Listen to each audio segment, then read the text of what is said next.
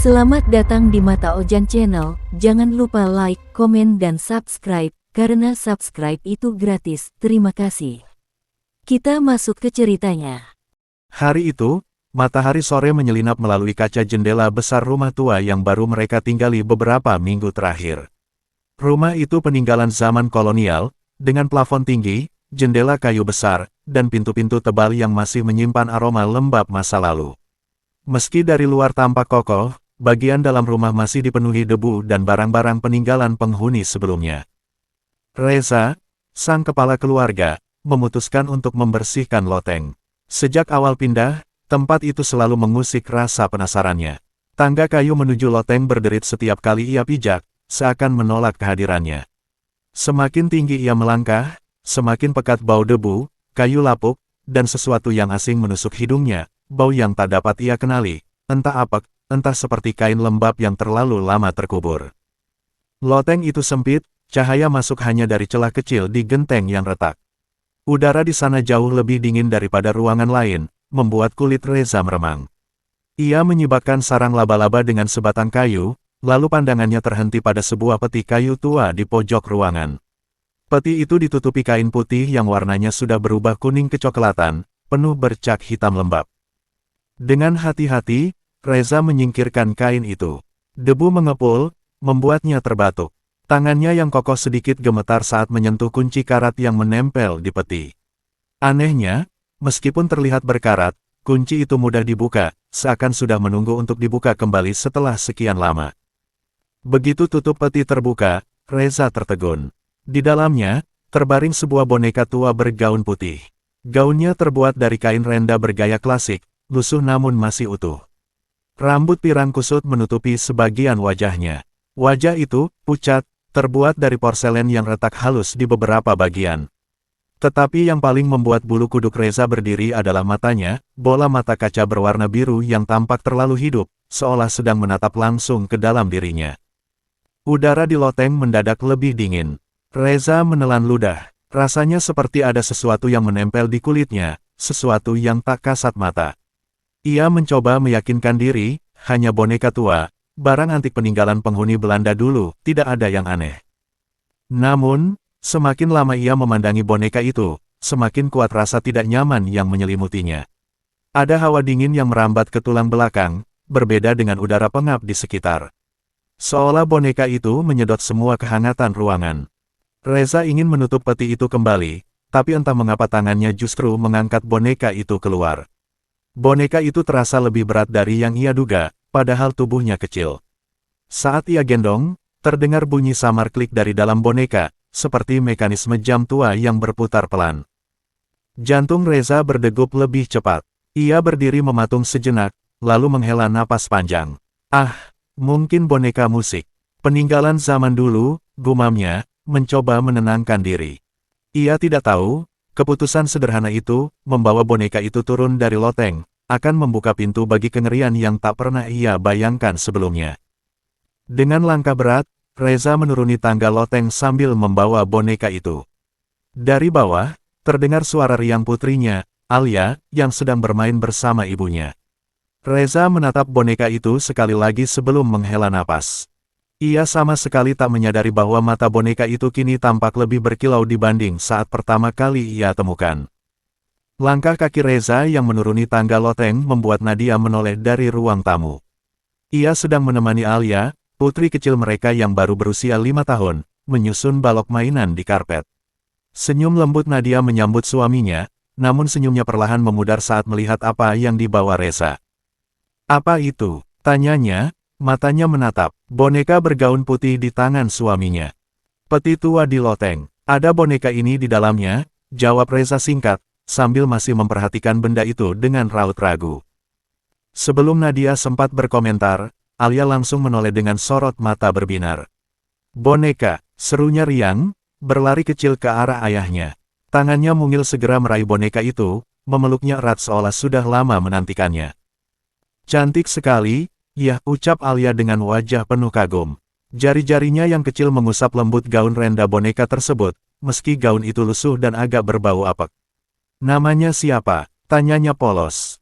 Reza menelan ludah, lalu mengangkat bahu. Ayah juga nggak tahu. Ini cuma boneka tua, Nak. Kalau mau, kamu boleh simpan. Nadia menatap suaminya dengan tatapan khawatir. Ada perasaan aneh sejak boneka itu muncul, semacam hawa dingin samar yang membuat kulitnya merinding. Namun ia tidak ingin merusak kegembiraan putrinya, jadi ia hanya diam dan mengalihkan pandangan. Alia tersenyum lebar, lalu berkata dengan nada mantap, namanya Ana. Reza dan Nadia sama-sama tertegun. Kamu yang kasih nama itu? Tanya Nadia lembut. Alia menggeleng sambil menatap mata boneka itu. Bukan, dia sendiri yang bilang namanya Ana. Seisi ruang tamu mendadak hening. Reza merasakan bulu kuduknya berdiri. Ia menatap boneka itu lagi, meneliti wajah pucat porselennya. Hanya benda mati, batinnya mencoba menolak ketakutan yang mulai menyusup. Tapi cara Alia mengatakannya begitu meyakinkan. Malam itu, ketika makan malam, Alia bersikeras agar boneka itu duduk di kursi kecil di sampingnya. Ana harus makan juga, katanya sambil menyuap nasi ke mulutnya sendiri, sesekali menoleh ke arah boneka seolah sedang berbicara. Nadia menatap Reza dengan gelisah. Aku nggak suka, Sa. Boneka itu, aneh. Reza hanya menghela napas. Aku tahu, tapi Alia kelihatan senang sekali. Nanti kalau sudah bosan, kita simpan lagi. Namun jauh di dalam hatinya, Reza tahu ada sesuatu yang berbeda dengan boneka itu. Sesuatu yang belum bisa ia pahami, tapi perlahan menekan udara di sekitar mereka. Dan malam itu, sebelum tidur, ia berdiri di depan kamar Alia. Dari celah pintu yang sedikit terbuka, ia melihat putrinya duduk bersila di lantai, boneka itu di pangkuannya. Alia, sudah malam, tidur? Nak, katanya sambil membuka pintu. Alia menoleh dengan senyum kecil, lalu menjawab pelan. Ana bilang, dia mau tinggal sama kita selamanya, ya. Kata-kata itu membuat jantung Reza berdegup lebih cepat. Ia menatap wajah boneka itu sekali lagi. Senyum samar seolah terlukis di bibir porselennya, meski ia tahu, boneka tidak seharusnya bisa tersenyum. Malam itu udara rumah terasa lebih dingin dari biasanya. Angin bertiup pelan dari celah jendela kayu yang belum sepenuhnya rapat, membuat tirai putih bergoyang perlahan. Reza sudah berbaring di ranjang bersama Nadia, namun pikirannya masih terganggu oleh boneka yang kini menemani tidur putri kecil mereka. Nadia, yang biasanya cepat terlelap, justru berkali-kali membalikkan badan. Ia menatap suaminya dengan cemas. Sa, aku benar-benar nggak enak sama boneka itu. Dari tadi, rasanya ada yang ngeliatin kita. Reza terdiam, menatap langit-langit kamar yang gelap. Ia sendiri merasa hal yang sama, tapi enggan memperkeruh suasana. Mungkin cuma perasaanmu. Alia suka, jadi biarin aja dulu. Besok-besok kita pikirin lagi, katanya pelan. Mereka mencoba tidur, namun, sekitar tengah malam, Reza terbangun. Ada suara samar, seperti bisikan anak kecil, yang berasal dari lorong. Dengan hati-hati ia bangkit, melangkah keluar kamar. Suasana rumah terasa aneh, terlalu sunyi, bahkan detik jam dinding pun terdengar nyaring menusuk telinga. Bisikan itu semakin jelas. Reza menahan napas, berusaha menangkap kata-kata yang terdengar lirih, seperti lagu yang dilantunkan dengan bahasa asing. Suara itu mengarah ke kamar Alia. Perlahan ia membuka pintu kamar putrinya. Cahaya lampu tidur kecil menyinari ruangan dengan redup kekuningan. Alia masih terlelap di ranjangnya, selimut menutupi setengah tubuh mungilnya. Tapi boneka itu duduk tegak di kursi dekat jendela, menghadap lurus ke arah pintu. Reza terpaku. Ia yakin sebelum tidur tadi, boneka itu dipeluk Alia di ranjang. Sekarang, posisinya berbeda, dan dari tempat boneka itu duduk, terdengar jelas bisikan pelan yang membuat bulu kuduknya berdiri. Papa, jangan ambil aku. Reza mematung. Ia merasa darahnya berhenti mengalir. Bibir porselen boneka itu tidak bergerak, namun suara itu jelas berasal dari arahnya. Dengan tangan gemetar, Reza mendekat, berniat meraih boneka itu. Namun tiba-tiba, Alia menggeliat dalam tidurnya, lalu bergumam dengan suara aneh, bukan suara anak 5 tahun, melainkan seperti suara gadis lain yang lebih dewasa, dengan aksen asing. Laat mi hier blijven. Reza terperangah. Ia tidak mengerti bahasa itu, tapi nadanya jelas sebuah permohonan, atau peringatan. Segera ia menutup pintu kamar, jantung berdegup kencang. Saat ia kembali ke ranjang, wajah Nadia pucat. Aku dengar juga, Sa, bisiknya, gemetar. Malam itu, mereka berdua tidak bisa tidur lagi. Pagi menjelang, namun suasana rumah masih berat. Reza dan Nadia tidak banyak bicara saat sarapan. Keduanya berusaha menyembunyikan rasa gelisah, tetapi jelas terlihat dari wajah mereka yang pucat dan mata yang kurang tidur. Alia, sebaliknya, terlihat segar bugar. Ia duduk di kursinya dengan ceria, sambil menaruh boneka itu di samping piringnya. Sesekali, ia menyuapkan potongan roti kecil ke dekat mulut boneka, lalu tertawa sendiri. "Ana suka sarapan sama kita, Ma," katanya dengan polos.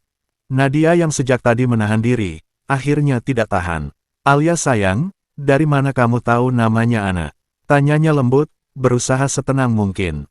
Alia menoleh, menatap ibunya dengan senyum samar. Dia yang bilang, "Ma, semalam Ana cerita panjang sekali. Dia nggak sendirian dulu, katanya dia punya papa juga." Reza menghentikan gerakan sendoknya. Perutnya terasa mengeras. Ia dan Nadia saling berpandangan.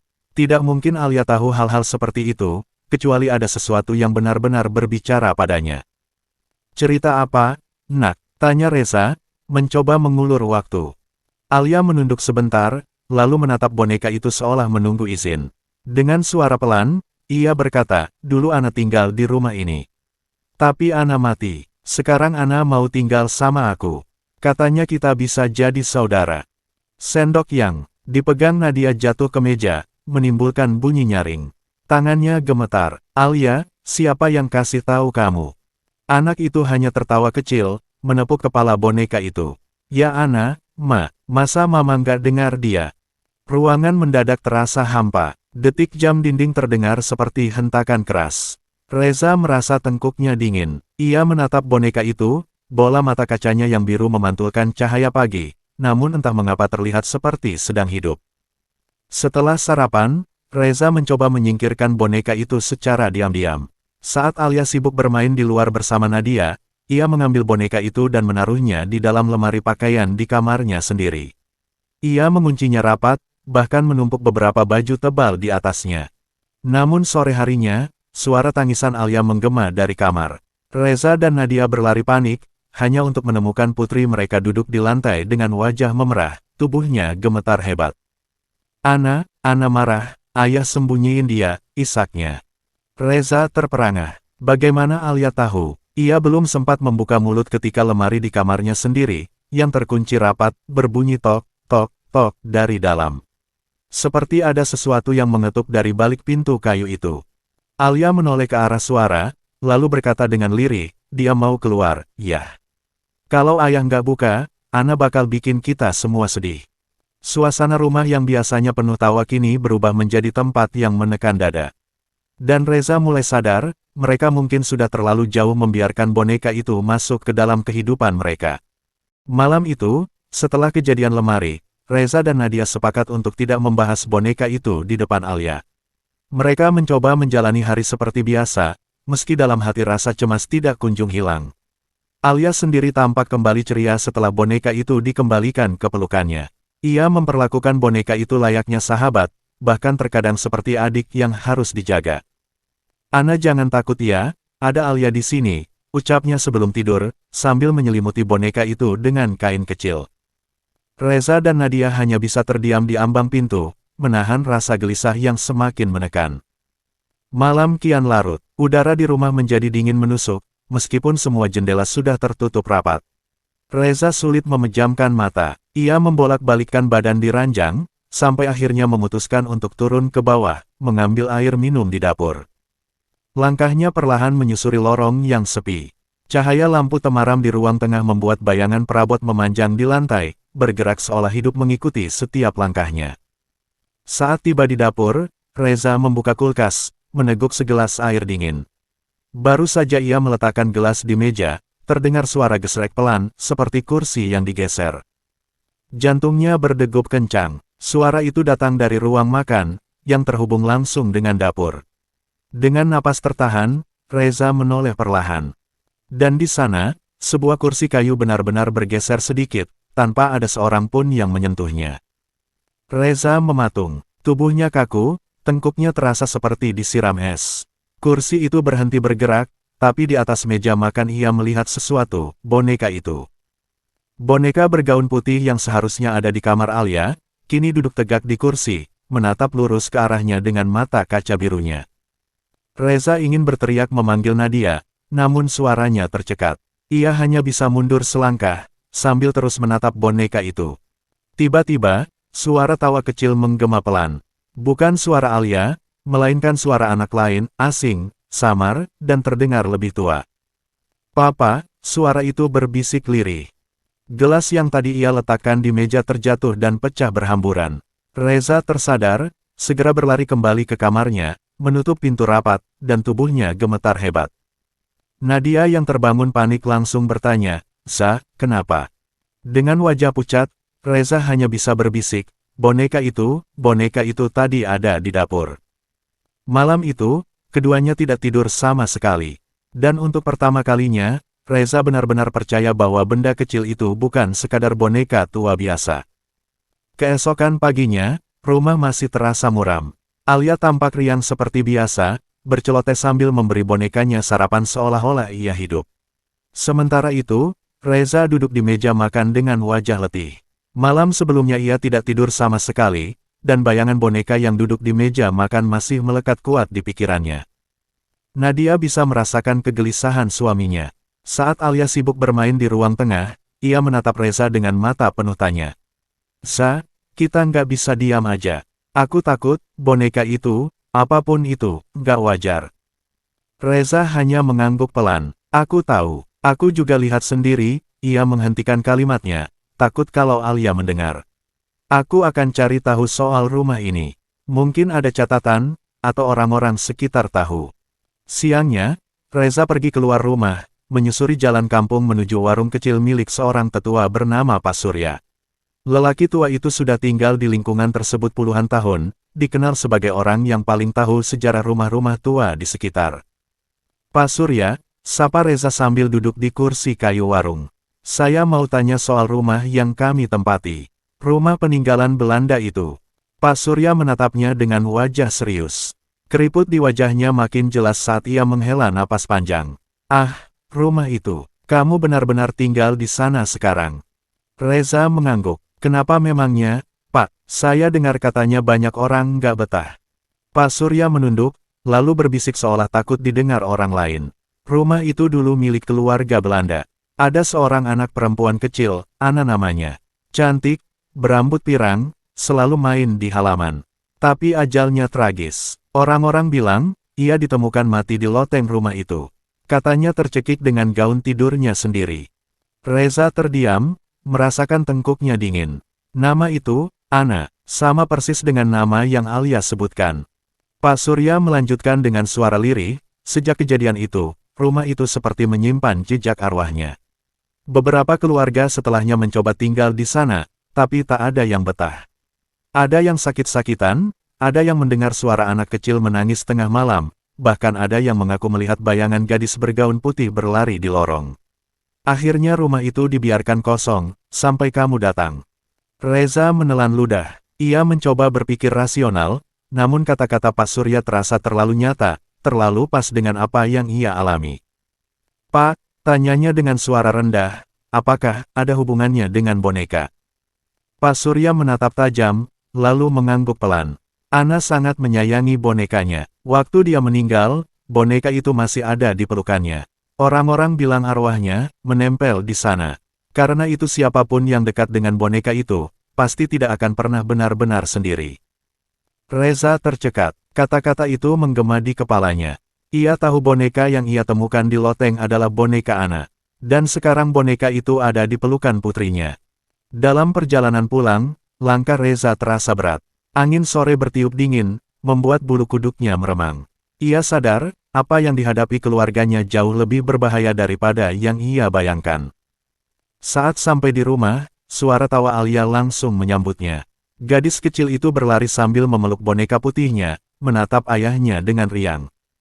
"Ayah, Ana bilang dia senang sekali tinggal di sini." Senyum Alia begitu tulus, begitu polos. Tapi bagi Reza, kata-kata itu bagaikan pisau yang menusuk dalam. Sejak hari itu, Reza semakin memperhatikan tingkah laku Alia. Awalnya ia hanya mengira Alia terlalu sayang pada boneka barunya, wajar bagi anak kecil. Namun makin lama, perilakunya mulai menimbulkan rasa takut. Pagi itu, Nadia sedang menyiapkan sarapan di dapur. Ia mendengar suara Alia bercakap-cakap dari kamar, riang sekali, seolah ada teman sebaya yang sedang menemaninya bermain. Nadia tersenyum tipis, tapi ketika ia mengintip dari pintu, senyumnya langsung hilang. Alia duduk di lantai, berhadapan dengan boneka bergaun putih itu. Yang membuat Nadia merinding adalah cara Alia berhenti sejenak, lalu tertawa setelah diam, seperti menanggapi sesuatu yang benar-benar membisik padanya. Alia, lagi ngobrol sama siapa, nak? Tanya Nadia pelan. Alia menoleh dengan mata berbinar. Sama Ana, Bu. Dia lucu banget. Dia cerita tentang kamarnya yang dulu di atas. Katanya dia sering ngintip bulan dari loteng. Nadia tercekat. Loteng. Alia belum pernah tahu loteng itu, ia tidak pernah mengajaknya ke sana. Sayang, Nadia mencoba mengalihkan. Kamu tahu dari mana soal loteng? Alia tersenyum polos. Ana yang bilang, dia juga kasih tahu ayah yang kemarin lihat dia duduk di kursi, iya.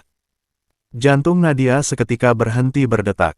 Kata-kata putrinya terlalu tepat dengan kejadian malam itu, yang tidak pernah mereka ceritakan pada Alia.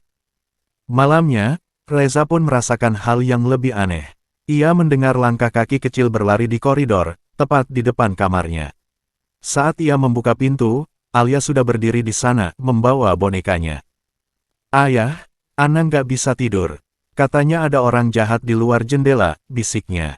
Reza menoleh ke jendela lorong yang dimaksud. Gelap, hanya pepohonan yang bergoyang ditiup angin. Tapi bulu kuduknya meremang hebat, karena di kaca jendela yang buram, samar-samar ia seperti melihat bayangan wajah pucat dengan mata kosong menatap ke dalam. Ia langsung memeluk Alia dan membawanya kembali ke kamar. Namun yang lebih membuat Reza ngeri adalah Alia terlihat tidak takut. Gadis kecil itu justru tersenyum tenang sambil berbisik ke bonekanya, "Tenang Ana, ayah akan lindungin kita." Malam itu, Reza tidak bisa tidur. Dalam kegelapan, ia mendengar suara lirih seperti bisikan anak kecil di telinga. Kata-kata yang sama berulang-ulang, dengan bahasa campuran Belanda yang tidak ia mengerti. Dan setiap kali ia mencoba memejamkan mata, bayangan boneka itu selalu hadir. Duduk di kursi, menatapnya dengan tatapan biru dingin yang semakin lama terasa semakin hidup. Hari-hari berikutnya, perubahan Alia semakin jelas. Gadis kecil yang biasanya manja pada Nadia, suka bercerita dan minta digendong, kini lebih sering menghabiskan waktu menyendiri bersama boneka itu. Suatu sore, Nadia mencoba mendekati Alia yang sedang duduk di sudut ruang tamu. Boneka bergaun putih itu duduk tegak di pangkuannya, sementara Alia menyisir rambut boneka dengan sisir kecil miliknya. Alia sayang, Nadia duduk di sampingnya, mencoba tersenyum. Boleh mama sisirin rambut kamu juga, biar cantik kayak biasanya. Alia menoleh perlahan, senyumnya tipis, tapi matanya dingin, seolah bukan lagi tatapan seorang anak berusia 5 tahun. Nggak usah, Ma, Ana nggak suka kalau mama ikut campur. Nadia terdiam, kata-kata itu terdengar asing, dingin, dan menusuk hatinya. Ia hanya bisa menatap Alia yang kembali sibuk dengan boneka itu, tertawa kecil, lalu membisikkan sesuatu ke telinga boneka seolah benar-benar ada yang mendengar. Malamnya, Reza mencoba mengajak Alia tidur tanpa boneka. Ia tahu itu berisiko, tapi ia tidak tahan lagi melihat Alia semakin larut dalam dunia yang entah apa itu. Alia, coba malam ini bonekanya tidur di kursi ya.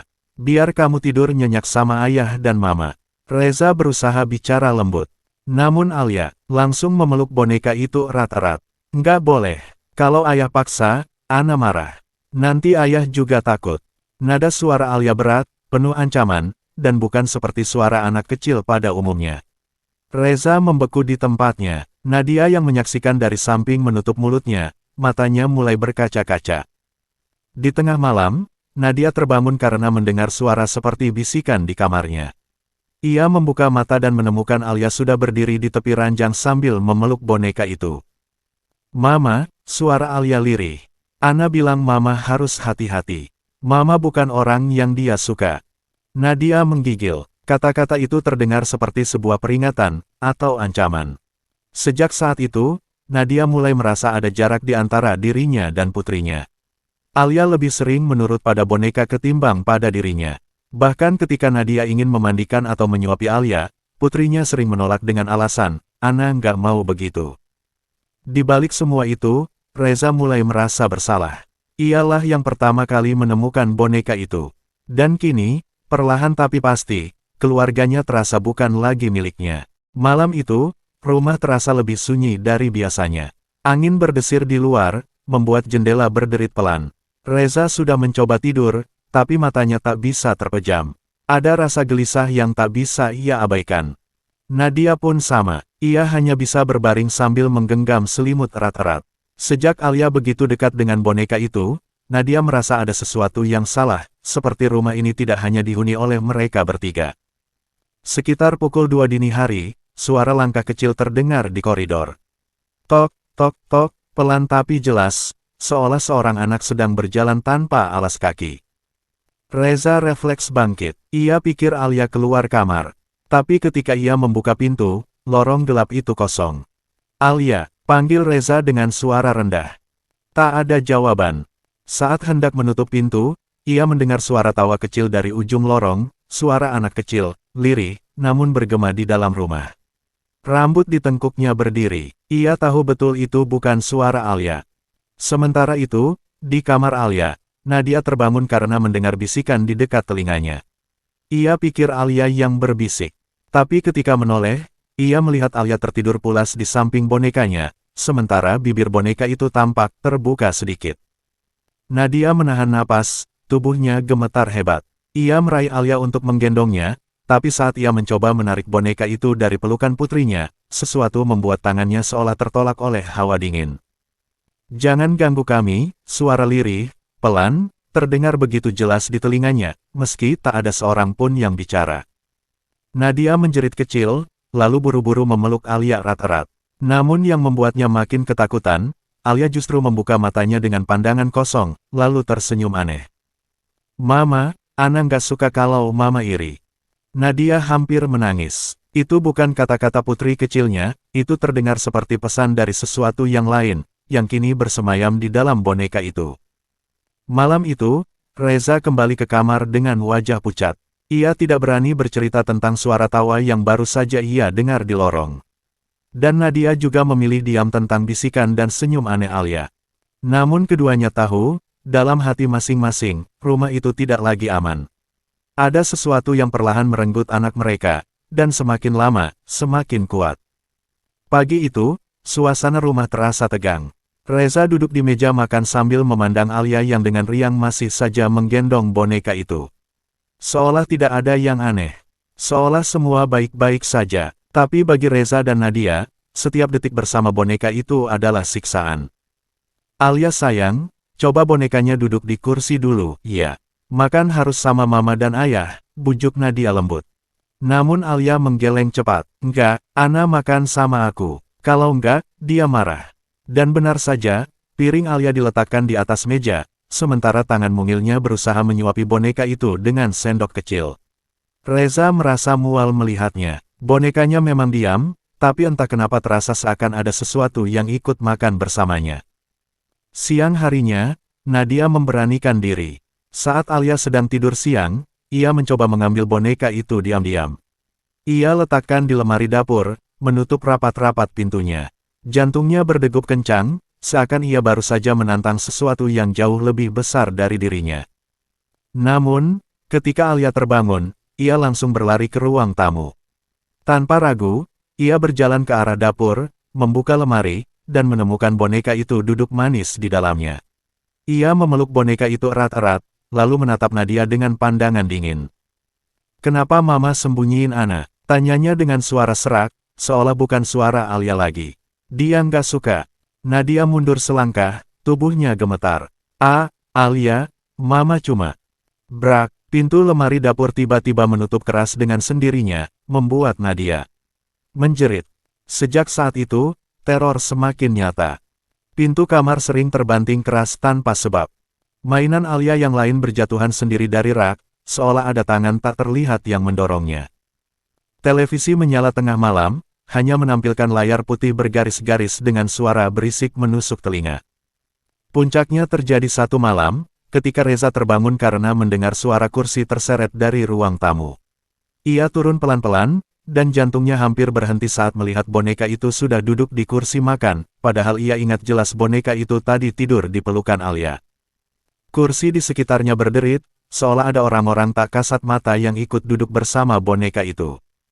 Reza berdiri terpaku, tubuhnya gemetar hebat. Dan tiba-tiba, mata kaca boneka itu tampak berkilat, seperti melirik ke arahnya. Pagi itu, Reza tidak tahan lagi. Setelah semalaman melihat boneka itu, duduk sendiri, di kursi makan, ia memutuskan untuk mencari tahu sejarah rumah tua itu. Ia berjalan keluar, menyapa beberapa tetangga yang sudah lama tinggal di kawasan tersebut. Seorang nenek tua bernama Bu Ratna, yang tinggal tak jauh dari rumah mereka, menyambut Reza di terasnya. Wajahnya keriput, namun sorot matanya tajam, seperti menyimpan rahasia yang berat. Rumah itu, Bu Ratna menghela napas panjang sebelum melanjutkan. Dulu bukan sembarang rumah, nak. Itu peninggalan orang Belanda, keluarga Van Houten namanya. Mereka tinggal di situ sejak sebelum kemerdekaan. Reza menelan ludah, mendengarkan dengan penuh perhatian. Konon, keluarga itu punya seorang anak perempuan kecil, namanya Anneliese. Cantik sekali katanya, rambut pirang, mata biru. Tapi, suara Bu Ratna menurun, bergetar. Anneliese meninggal secara tragis. Ada yang bilang jatuh dari loteng, ada yang bilang sakit misterius. Tidak ada yang tahu pasti. Yang jelas, setelah itu, ibunya jadi gila, katanya suka berbicara dengan boneka kecil yang mirip anaknya. Reza merasa darahnya berdesir dingin. Ia langsung teringat pada boneka bergaun putih yang kini selalu bersama Alia. Dan sejak keluarga itu pergi, rumah itu nggak pernah tenang. Banyak yang mencoba tinggal, tapi, ya, kau tahu sendiri. Mereka nggak betah. Ada yang sakit, ada yang bercerai, bahkan ada yang meninggal mendadak. Katanya semua bermula dari loteng dan boneka itu. Bu Ratna menatap Reza dalam-dalam.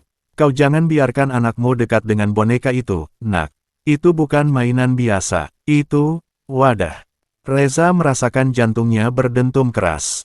Wadah, maksudnya. Namun Bu Ratna hanya menggeleng pelan, seolah tak ingin membicarakannya lebih jauh. Pokoknya, singkirkan sebelum terlambat. Ingat, jangan sampai ikatan anakmu terlalu kuat dengan boneka itu. Saat berjalan pulang, Reza benar-benar pucat.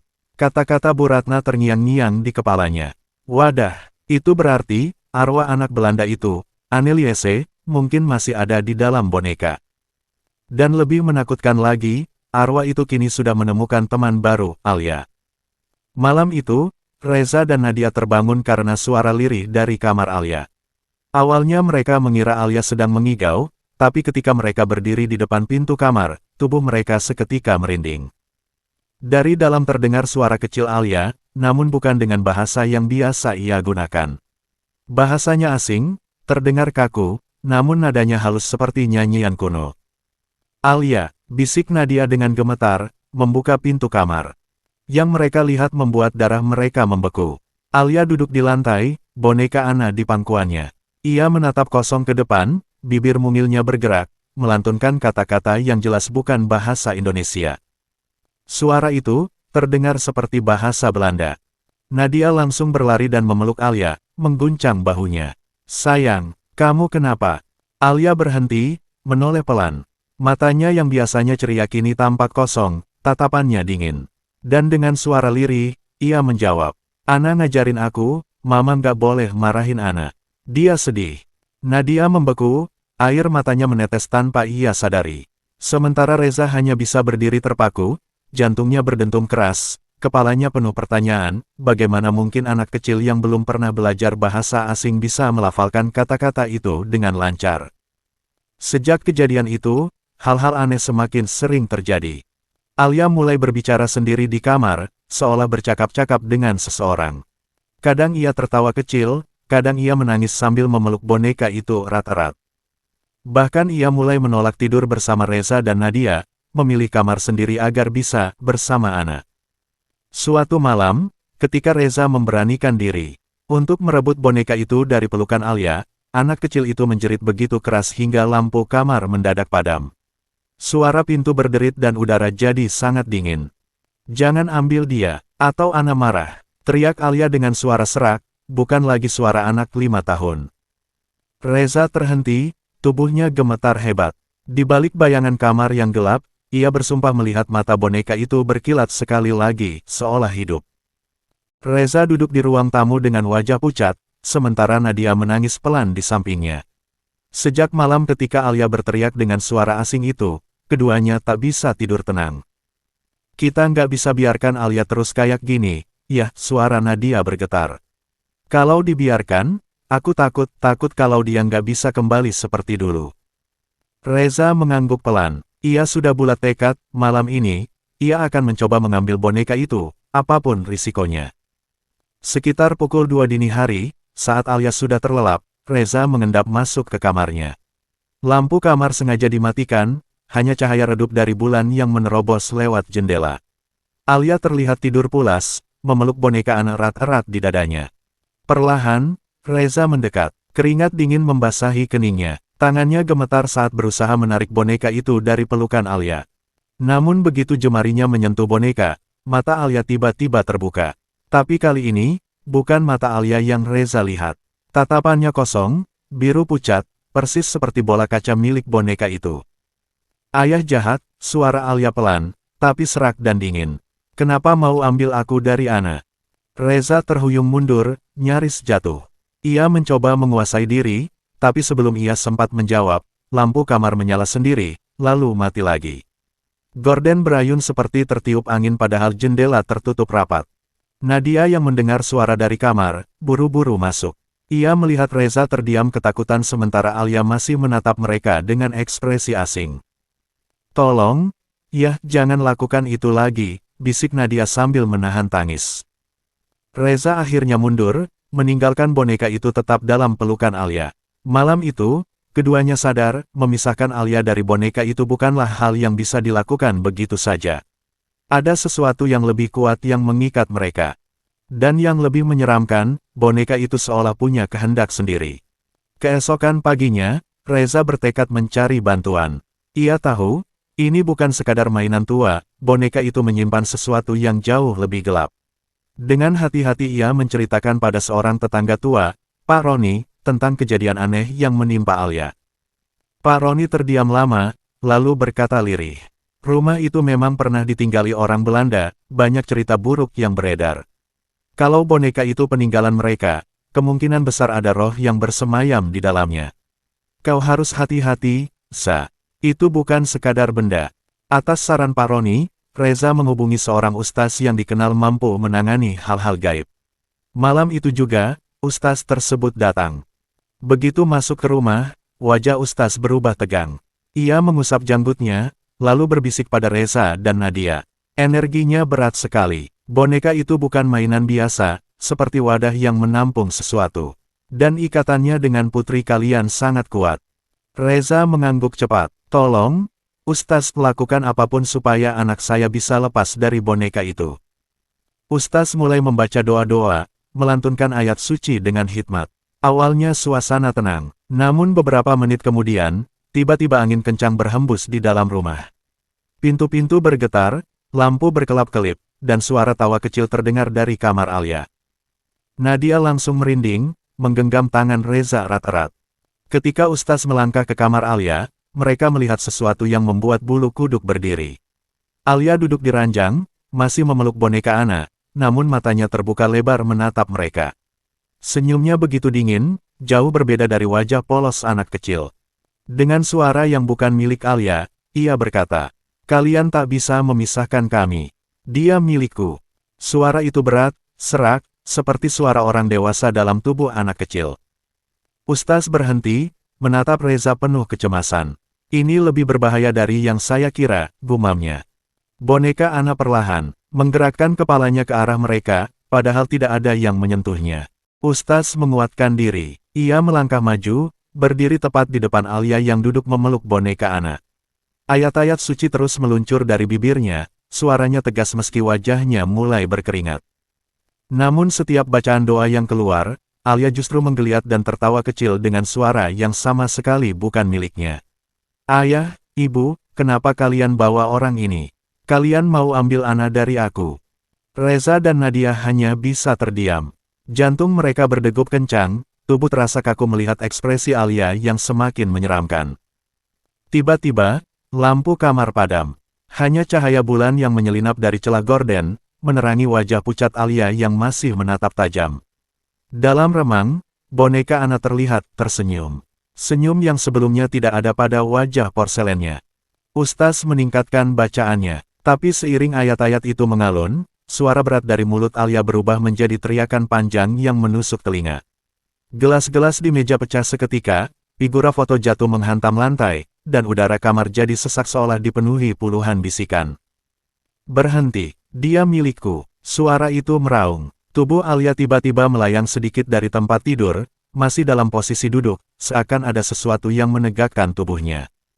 Nadia menjerit, menutupi wajahnya, sementara Reza hanya bisa memegangi lengan istrinya dengan tubuh bergetar. Ustaz tidak menyerah. Dengan suara lantang ia mengucap doa terakhir, lalu memercikkan air yang sudah ia bawa ke arah Alia. Begitu air itu menyentuh kulitnya, Alia langsung jatuh kembali ke ranjang. Ia pingsan, boneka Ana terlepas dari pelukannya dan jatuh ke lantai. Semua hening, hanya terdengar isak tangis Nadia yang mencoba menenangkan diri. Namun hening itu tidak bertahan lama. Dari lantai, boneka Ana perlahan menoleh ke arah mereka. Kedua mata kacanya berkilat samar dalam kegelapan. Lalu, tanpa ada yang menyentuh, boneka itu perlahan berdiri sendiri.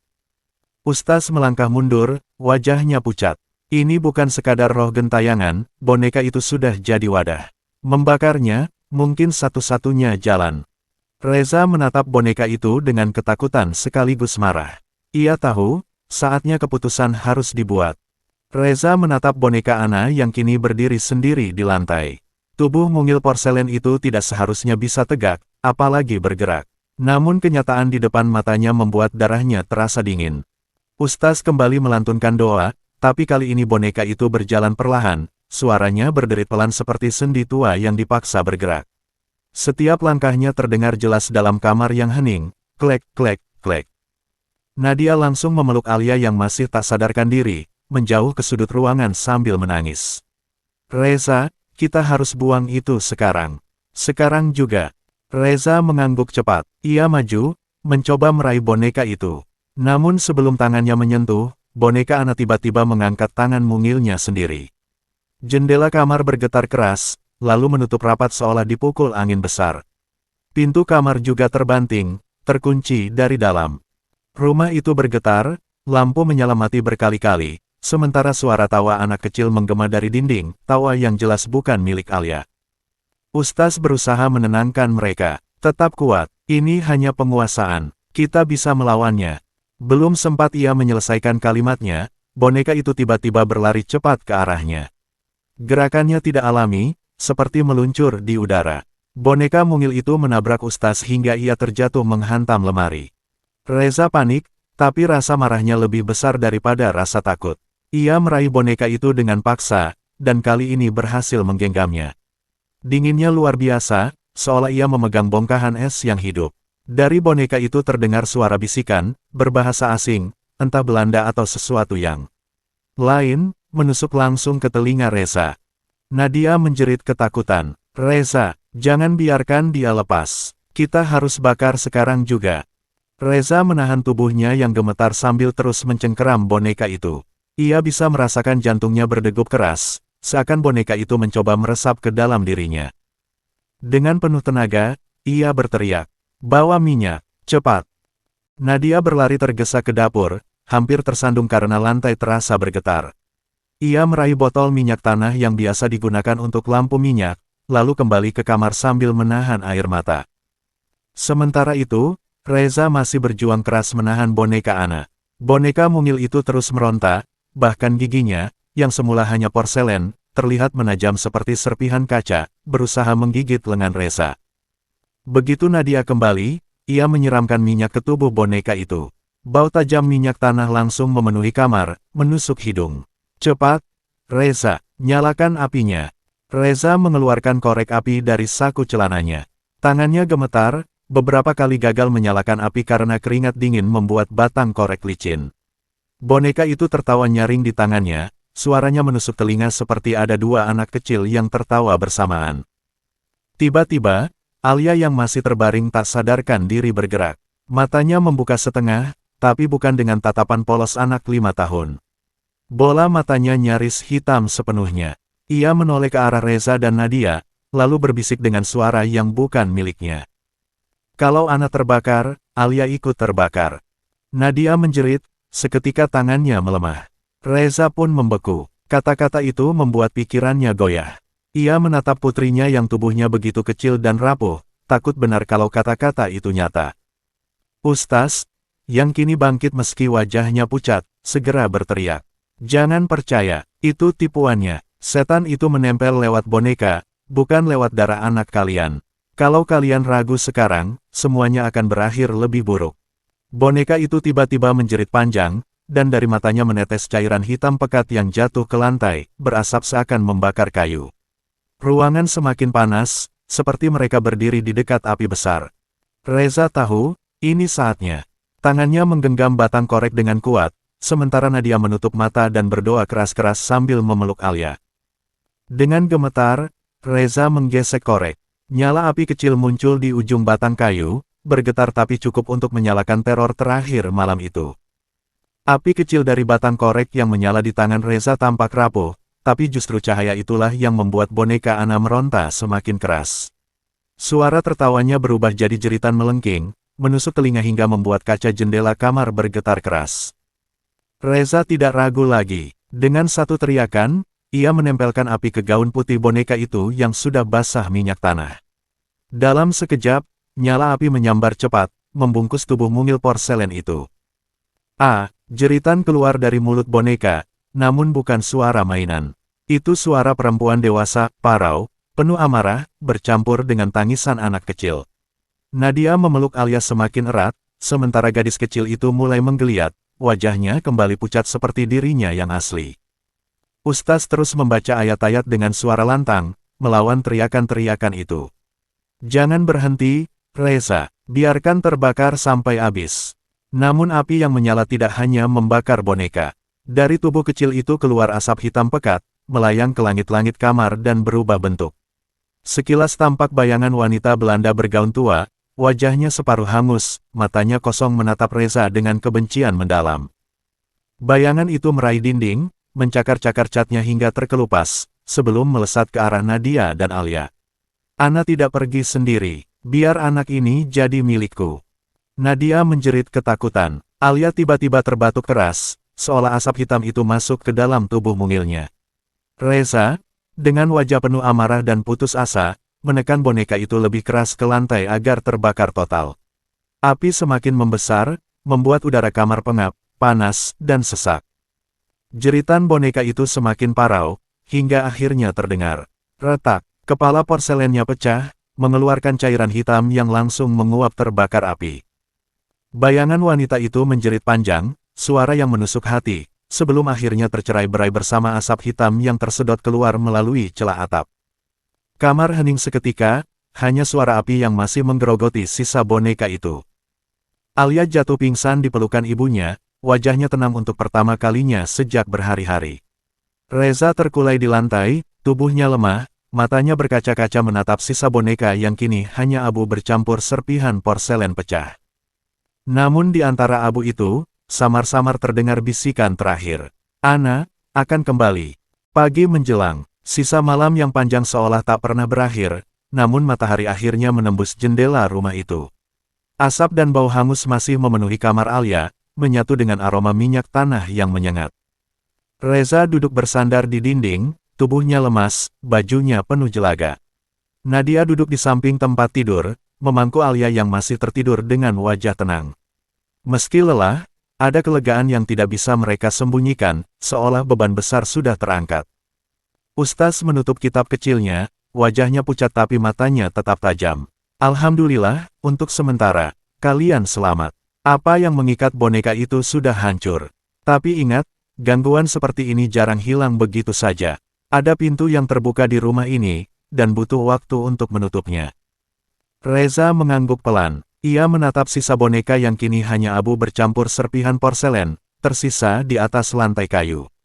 Bentuknya hancur, tapi dalam hatinya masih ada ketakutan, takut kalau benar boneka itu bukan sekadar mainan, melainkan wadah bagi sesuatu yang lebih tua dan kelam. Nadia membelai rambut Alia, air matanya jatuh di pipi putrinya. Kenapa harus anak kita, Ustaz? Kenapa dia yang dipilih? Sang Ustaz terdiam sejenak, lalu menjawab lirih. Karena anak-anak, hati mereka bersih, polos, belum punya benteng untuk menolak. Itulah yang selalu dicari oleh makhluk-makhluk semacam itu. Keheningan memenuhi ruangan. Angin pagi masuk lewat jendela, menggoyangkan tirai putih yang sudah kotor. Tiba-tiba, Alia menggeliat pelan. Ia membuka matanya, menatap wajah ibunya, lalu tersenyum kecil. Mama, suaranya lirih, namun tulus, seperti dirinya yang dulu, tanpa bayangan kelam di matanya. Nadia langsung menangis, memeluknya erat-erat. Reza ikut mendekat, mencium kening anaknya dengan perasaan syukur bercampur trauma. Namun di balik kelegaan itu, ada sesuatu yang mengganggu. Saat Reza melirik ke lantai, di antara abu boneka yang sudah terbakar, ia melihat potongan kecil yang masih utuh, mata kaca biru itu. Mata itu menatap lurus ke arahnya, dingin, tanpa berkedip. Hari-hari setelah malam penuh teror itu berjalan dengan sunyi. Reza dan Nadia berusaha membuat rumah kembali normal. Mereka membersihkan kamar Alia, mengganti tirai yang terbakar, bahkan mengecat ulang dinding yang tercakar oleh bayangan itu. Namun, meski cat baru menutupi bekas luka, mereka tahu, bekas pada hati mereka jauh lebih sulit hilang. Alia sudah pulih, kembali ceria seperti anak kecil seusianya. Tapi terkadang, ketika malam turun, Nadia mendapati putrinya duduk termenung di dekat jendela, menatap keluar seolah sedang menunggu seseorang. "Menunggu siapa, Nak?" tanya Nadia suatu malam. Alia menoleh pelan, lalu tersenyum. "Tidak, Ma, Ana sudah pergi kan?" Nadia membeku, tubuhnya merinding mendengar nama itu keluar dari mulut Alia lagi. Ia mencoba tersenyum, meski dadanya bergetar. "Iya, sayang, Ana sudah pergi. Sudah tidak akan kembali." Namun jauh di dalam hatinya, ia tidak yakin. Sementara itu, Reza menyimpan potongan mata kaca biru yang tersisa dari boneka itu di dalam kotak besi, lalu menguburnya jauh di kebun belakang. Ia menimbunnya dengan tanah basah dan menancapkan batu besar di atasnya, berharap tidak ada yang pernah menyentuhnya lagi. Tapi malam berikutnya, ketika ia berdiri di dekat jendela ruang tamu, Reza mendengar sesuatu. Suara lirih, samar, seperti suara anak kecil yang berbisik dari arah kebun belakang. "Papa, Ana kedinginan." Reza terdiam kaku, bulunya berdiri, matanya menatap pekarangan yang diterangi cahaya bulan. Batu yang ia letakkan di atas tanah itu bergeser. Tamat. Cerita berakhir dengan api yang memang berhasil membakar boneka itu, tapi meninggalkan kesan bahwa kutukan belum benar-benar sirna. Terima kasih telah mendengar cerita ini hingga akhir. Sampai jumpa lagi.